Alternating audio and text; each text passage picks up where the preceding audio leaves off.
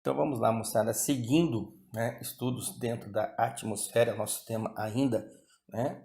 O que a moçada vai ver agora são condensações. Então lembrando, o que nós estamos observando, o que nós estamos verificando são fases, né, do ciclo da água, que é o ciclo hidrológico. Então, dentro das fases, né, nós temos a evaporação e nós temos aí a condensação, para depois ocorrer então a precipitação. Bom, qual é a prova visual que nós temos da condensação? Claro, são as nuvens. Então, você olhar para o céu, o que você observa? Nuvens. As nuvens representam a prova visual do processo de condensação. Aqui, claro, vocês estão vendo quatro tipos diferentes de nuvens, certo? E a característica de cada uma, é claro, se define pela estrutura, pela formação, pela altura, mas lembrando, resultam do processo da condensação. As nuvens mais altas que existem, elas são chamadas de cirros. Essas nuvens elas podem chegar até 8 quilômetros de altura. A nuvem chamada cirrus, ela também é conhecida como nuvem rabo de galo ou nuvem rabo de cavalo. O que você observa na imagem, né, essas estrias, né, que dão esse nome ou esses nomes a esse tipo de nuvem. Como elas estão muito altas, elas estão carregadas principalmente de cristais de gelo, tá? Então, as nuvens mais altas que existem. Depois nós temos aí a nuvem chamada cúmulos. Essa nuvem pode chegar até 6 quilômetros de altura, tá? Elas têm esse aspecto, né? Elas são bem branquinhas, né? Parecem flocos de algodão. E até um certo ponto vocês observam, né, dentro da evolução formada e provocada principalmente pelo vento, né, elas até acabam formando algumas figuras, né, por curiosidade, como você vê aí, né? Parece um bichinho aí, um cachorrinho, enfim, tá? Então, ela realmente tem um aspecto de floco de algodão e ela é sempre muito bem branquinha. A outra nuvem, chamada nimbus, ela pode chegar até 2 quilômetros de altura. Você vê aí uma nuvem escura, né, uma nuvem negra. Essa coloração se deve ao fato dessa nuvem estar carregada, né, de umidade, ela está muito densa, o que dificulta um pouco a passagem da luz solar. Por isso, né, você vê essa coloração negra. Estas são as perigosas. Estas são as causadoras das chuvas. Então, com certeza, essa nuvem, quando ela surge, normal que tempestades possam acontecer. E a nuvem mais baixa que existe, chamada de estratos, ela chega aí até 1 quilômetro de altura. Você vê que ela tem essa disposição em camadas, né? São camadas horizontais. E é muito comum você observá-las no pôr do sol, né? Um tom meio avermelhado, meio alaranjado, né? O que chama bastante atenção. Então, claro, aqui você está vendo e está conhecendo os quatro tipos diferentes de nuvens. É evidente que elas não vão estar sempre assim separadinhas, bonitinhas, enfim. Muito comum porque existe deslocamento de ar. Esse deslocamento de ar acontece tanto na vertical como na horizontal. Então, o que ocorre são associações. Claro que essas associações, elas interessam muito aos meteorologistas, porque a partir de algumas associações, eles têm, não é, dentro do seu conhecimento, claro, previsão, como prever até o comportamento do tempo. Então ali você tem vários exemplos, né? Cirrocúmulos, cirros estratos, né? Nimbus estratos, estratocúmulos, cúmulo nimbus. Cúmulo nimbus é a associação mais perigosa que existe. Quando essa associação acontece, tenha certeza, tempestades violentas vão acontecer, inclusive até a formação de ventos muito fortes, né, de ventos que são responsáveis aí por catástrofes, muitas vezes, né, grandes destruições. Então, lembrando, a nuvem é a prova visual para você do processo da condensação. E você sabe que a nuvem sempre está em altura. Por que eu estou dizendo e falando dessa forma? Porque nós também temos a ocorrência de condensações superficiais. Veja bem, condensações que acontecem na superfície. E é muito bom e importante lembrar e você conhecer essas condensações superficiais, porque alguns erros, né, acabam sendo cometidos, como por exemplo, orvalho. Esse é o nosso popular sereno. E a moçada sempre ouviu falar que o sereno cai, não é? Todos falam, muita gente fala assim, o sereno está caindo, enfim. Moçada, sereno não cai, porque o sereno é uma condensação superficial. Então, como o nome já sugeriu, ele acontece na superfície. De que maneira você tem a formação do orvalho? São essas gotículas de água que você normalmente observa na vegetação, carros, objetos, né, que estão aí ao tempo. O orvalho ele ocorre quando nós temos presença de umidade no ar atmosférico e, é claro, uma redução de temperatura para que ocorra a condensação.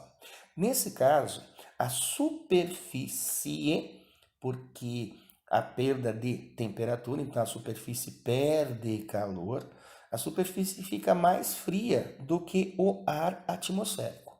A umidade está presente no ar.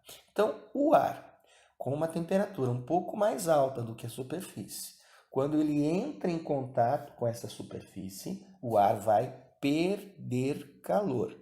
O ar perdendo calor, ele condensa. E aí surgem as gotículas de água, cobrindo, portanto, as superfícies. Portanto, sereno não cai, porque sereno é uma condensação superficial. Tá ok? Ocorreu a formação do orvalho, mas a temperatura continua caindo. O que pode acontecer? Geada. Aí você tem tudo branquinho, você vê aí cristais de gelo cobrindo a superfície e nada mais. Geada é o orvalho congelado. Inclusive, alguns pesquisadores, eles não admitem que geada seja uma condensação superficial, porque na realidade a geada é um congelamento do orvalho, certo? Mas, enfim, considera-se, isso a nível de vestibular, que geada é uma condensação superficial. Então, não esquecendo, tá? A geada nada mais é do que o processo de cristalização do orvalho. Aquelas gotículas de água que se formaram sobre as superfícies, pela queda de temperatura, elas vão congelar, elas vão cristalizar. Por isso que a geada queima, não é? Porque ela realmente queima, principalmente a vegetação, as plantações, enfim. E preste bem atenção, quando ocorre a formação de geada, você preste bem atenção no ar e principalmente no céu, quando o dia amanhece. Além do branquinho que você vê, você observa que o céu está limpinho, azulzinho, sem nenhuma nuvem. Justamente por quê? Porque a condensação ela aconteceu na superfície. Então, tá aí geada, também uma condensação superficial. Agora, quando o ar está muito carregado de umidade, o que vai ocorrer? Formação de neblina. Nós também chamamos de névoa, chamamos de bruma, ou também conhecida por cerração. Veja, o que você vê nas imagens é praticamente a nuvem no chão. E é exatamente isso. Quando você tem formação de neblina, é porque o ar está muito carregado de umidade. O processo não é diferente. O ar, com uma temperatura mais elevada do que a superfície, entra em contato com essa superfície e perde calor. E aí o processo da condensação. Como tem muita umidade, você tem a formação da neblina. Tanto que você observe, quando você caminha pela neblina, né, você molha o cabelo, você molha a roupa, você vê, né, a umidade. Por quê? Porque você está no meio da nuvem praticamente. Por isso que nos baixios, vales ou próximo de espelhos d'água, as neblinas são mais fechadas, né? As cerrações são mais fechadas, justamente porque pela questão térmica da água, né? A água ela ganha e perde calor mais rapidamente. Pela manhã cedinho, a água está com uma temperatura muito baixa, né? E o ar perde calor rapidamente e condensa, formando então aí a neblina, a névoa, né? Também chamada de cerração ou bruna. À medida que o dia segue, o sol aquece a superfície, O ar próximo da superfície aquecido, não é? Ar quente, ar ascendente, esse ar se eleva e essa reação, a neblina vai elevando, ela acaba se dispersando. Mas é um processo de condensação superficial, certo? Então aqui está bem claro, está bem diferenciado para vocês, dentro do elemento umidade, tudo aquilo que envolve o ciclo da água, né? Que é o ciclo hidrológico. Então você vê a questão envolvendo a evaporação, a condensação, a precipitação. E agora, por último, então, as condensações que são superficiais, certo? Falta um elemento ainda para a gente, que é, claro, o elemento pressão atmosférica. E o que é pressão atmosférica, moçada? Pressão é o peso do ar sobre a superfície. Pressão é o peso do ar sobre a superfície terrestre, tá? Então, quando nós consideramos peso, tá claro que isso faz diferença. O aparelho que normalmente é usado para se medir, né, esse peso do ar sobre a superfície é chamado de barômetro, tá? Mas quando se trata da pressão, de que maneira a pressão pode mudar? De que maneira a pressão pode modificar? Então, vamos considerar o fator altitude.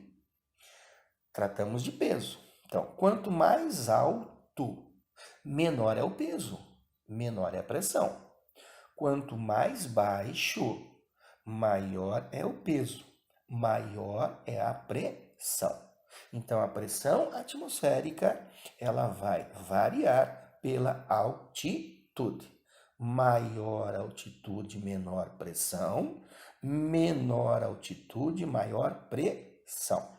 Só que nós temos mais um fator que também atua e provoca mudança de pressão. E agora vamos ter a temperatura como um fator. E aqui vocês precisam aplicar um pouco sobre a lei dos gases, que vocês aprenderam em química, né? Lembrando que quando o ar está sujeito à ação térmica, o ar ele tem um comportamento elástico, ou seja, quando o ar aquece, ele expande. Quando o ar resfria, ele contrai. Por isso, o comportamento elástico. Então, vocês precisam lembrar dentro desse contexto. Lei dos gases, tá ok? Quando o ar sujeito à ação térmica, quando ele aquece, ele expande. Quando ele resfria, ele contrai. Então, nós não podemos, né, esquecer disso. Então, são dois fatores que acabam definindo todo esse processo. Considerando a pressão atmosférica, o que nós temos é uma circulação definida de ar em todo o nosso planeta. Então, existe um sistema de circulação de ar na Terra. Esse sistema de circulação, ele se estabelece por aquilo que nós chamamos módulos de circulação de ar. Módulos de circulação de ar. Dentro desse contexto, vocês vão entender um certo mecanismo que ocorre envolvendo esta circulação, ou seja, os chamados módulos de circulação. Então, como eu disse, já existe um sistema de circulação de ar no planeta. E esse sistema define, portanto, toda essa movimentação, que é o que nós vamos ver agora na sequência, ok? Portanto, o que a moçada observa aqui são os módulos de circulação. Então, vamos considerar o seguinte: no planeta já se estabelecem áreas de alta pressão e áreas de baixa pressão. As áreas de alta pressão são áreas emissoras, são áreas dispersoras de ar. Áreas de baixa pressão são áreas receptoras de ar. Alta pressão dispersora, baixa pressão receptora. Agora, área de alta pressão, você deve lembrar baixa temperatura. Lembra? Quando o ar aquece, ele expande. Quando ele resfria, ele contrai. Então, as áreas de alta pressão você relaciona a baixa temperatura.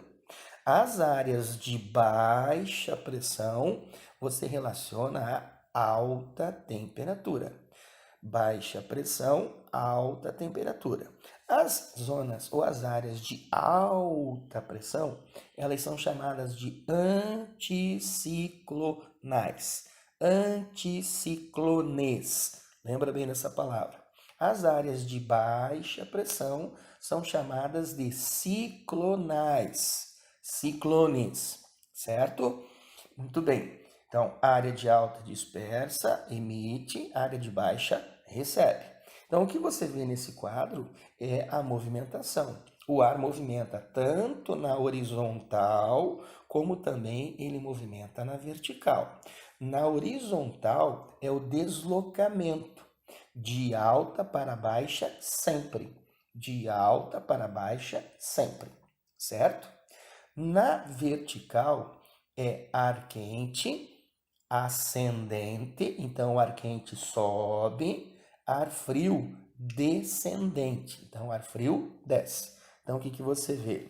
O ar movimenta de alta para baixa em superfície, ar quente sobe, à medida que sobe a temperatura diminui, ele encontra alta pressão e ele segue para uma área de baixa, certo? Esse ar frio pesado ele desce, então vem para a superfície.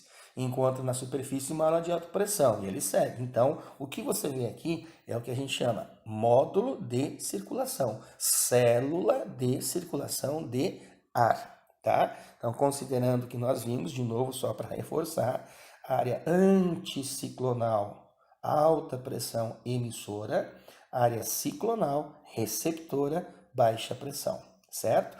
Tudo isso para você entender o quê?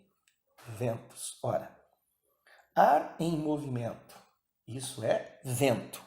E o vento vai se deslocar de acordo com as áreas de alta e de baixa. Lembrando, regra, sempre de alta para baixa, nunca ao contrário. Então, nós temos diferentes tipos de ventos. Nós vamos conhecer aí, daqui a pouquinho eu mostro o esqueminha para a moçada, mas nós temos aí os chamados ventos planetários. Eles são chamados também de ventos constantes. São ventos que nunca mudam de direção. Nunca mudam de direção, tá? Esses ventos, você tem os alísios. Esses ventos acontecem entre os trópicos e o Equador. Por quê? Porque no Equador nós temos a chamada zona de convergência intertropical. Lembra, a Terra tem um movimento que é o movimento de rotação, e nesse movimento de rotação, o sentido dele, lembra, é de oeste para leste. Muito bem. Considerando, portanto, tá, essa região intertropical, os ventos sempre vão soprar dos trópicos para o Equador. No hemisfério norte, você tem aí os alísios de nordeste, porque nordeste é a região, é a direção de onde ele sai, de onde ele parte e vem para o Equador. No hemisfério sul são os alísios de sudeste. Por que sudeste? Porque é a direção de onde ele vem, do Trópico de Capricórnio para a linha do Equador. Na linha do Equador é o ponto de convergência deles. Por isso chamamos, tá? Zona de convergência intertropical, também conhecido por doldrum. Então, essa é uma nomenclatura que é importante vocês lembrarem, tá? Zona de convergência intertropical ou doldrum. Ora, quando eles se encontram na linha do Equador, tá? Do ponto de encontro deles, por nós estarmos falando do Equador, área de alta temperatura, lembra? Ar quente sobe. Então, o que acontece? Os alísios se encontram e vão subir, ou seja, na vertical, até mais ou menos 3.000 metros de altitude, tá? Por isso, o ponto de convergência, eles sobem a quase 3.000 metros de altitude. À medida que sobem, vão encontrando temperatura mais baixa, ou seja, vão encontrando zonas de alta pressão, que é a zona de emissão. Então, por altura, esses ventos agora vão voltar em direção aos trópicos. Eles voltando por altura em direção aos trópicos, eles são chamados agora de contra-alísios. Contra-alísios, certo? Então, nós temos alísios e contra-alísios. Esse é o sistema intertropical. E aí nós temos os ventos polares. No mesmo sistema, formação de módulos de circulação de ar, os ventos polares sopram dos polos para latitudes médias, certo? Dos polos, por quê? Polo, baixa temperatura, alta pressão. Latitude, quanto menor latitude, maior temperatura, baixa pressão. Então, são ventos, né, que sopram dos polos para as latitudes medianas, tá? Aqui, confirmando essa circulação, né, conforme eu disse, vocês observam a movimentação dos ventos alísios e contra-alísios, alísios na faixa intertropical e os ventos polares, né, de altas para médias latitudes. Tá? Essa circulação ela está representada para vocês aqui, é a conhecida célula de Hadley. A célula de Hadley indica e mostra exatamente a movimentação dos ventos alísios e contra-alísios. Então, os alísios são ventos de superfície e os contra-alísios são ventos de altitude, ok? O ponto de encontro é lá na linha do Equador, zona de convergência intertropical. O encontro deles nessa área quente, subindo verticalmente até os 3.000 metros de altitude, gera uma instabilidade muito grande. Então é muito comum a ocorrência, né, de muitas chuvas, muitas tempestades, muita instabilidade de tempo. E essa circulação, tá, moçadinha, não para. Por isso, célula, tá? É, na realidade, um módulo de circulação de ar. Então, isso não encerra. Tá? É uma circulação constante, por isso que eles são chamados de ventos constantes, ok? Então guardem bem, célula de Hadley é o módulo de circulação que você observa envolvendo os alísios e os contra-alísios. Essa faixa intertropical, você sabe que é a mais aquecida do planeta, ok? Justifica, portanto, não é, a ocorrência dessa circulação e dessa grande instabilidade, beleza? Outro tipo de vento são os ventos chamados de continentais ou ventos periódicos. O nome já diz, periódico, período. Então esses ventos, eles mudam de direção, tá, em determinado período. Nós temos aqui brisas. As brisas, elas são diárias. Envolvem massa oceânica, massa continental. Então, todo mundo já foi à praia, já observou, com certeza, que quando você está na praia durante o dia, o vento sopra do mar para a terra. Por quê? O dia amanhece, o sol aquece água e terra. Quem ganha calor mais rapidamente? Água. Desculpe, quem ganha calor mais rapidamente? Terra. A água demora mais para ganhar calor.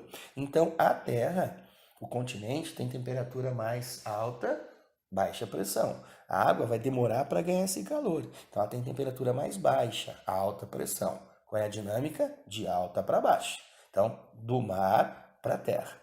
Tá? Isso acontece durante o dia. À noite, isso inverte. À noite, quem perde calor mais rapidamente? A terra. A água vai demorar para perder. Se ela demorou para ganhar, ela demora para perder. Então, terra, temperatura mais baixa, alta pressão. Água, temperatura mais alta, baixa pressão. De alta para baixa, o que nós temos? As brisas. Durante o dia são as brisas marítimas, durante a noite são as brisas continentais. E nós temos também a ocorrência das monções. As monções são ventos que ocorrem principalmente no sul e sudeste asiático, envolvendo o Oceano Índico e essa porção do continente da Ásia, o sul e sudeste asiático, tá? E lá as monções caracterizam duas estações, o verão e o inverno. Deixa eu só confirmar aqui para a moçada, envolvendo as brisas primeiro. Tá? Então aí você tem a brisa marítima, do mar para a terra, de alta para baixa. Tá? Então, durante o dia, do mar para o continente, e à noite, inverte do continente para o mar. No que diz respeito, portanto, às monções, né? Voltando aí à explicação das monções, lá você tem duas estações definidas, o verão e o inverno, tá? O verão e o inverno. Durante o verão, as temperaturas mais altas, o continente ganha calor mais rapidamente. O oceano vai demorar para ganhar esse calor. Então, no oceano, alta pressão, no continente, baixa pressão. Mecanismo de alta para baixa. Então, os ventos sopram do mar para a terra. São ventos carregados de umidade, então levam muita chuva. Então, é um verão muito chuvoso. No inverno, inverte. No inverno, a temperatura diminui. Quem perde calor mais rapidamente? O continente. Então, o continente passa a ter alta pressão e o oceano passa a ter baixa pressão. Mecanismo de alta para baixa. Então, as monções de inverno, os ventos sopram do continente para o oceano. São ventos secos. Então, a estação de verão é chuvosa e a estação de inverno é seca. Então, o clima monsônico, ele é típico, ele é característico do sul e do sudeste asiático. Tá? Então, você sempre vai ouvir falar em clima das monções. Então, lembra, monções são ventos periódicos, comum no sul e no sudeste asiático, certo?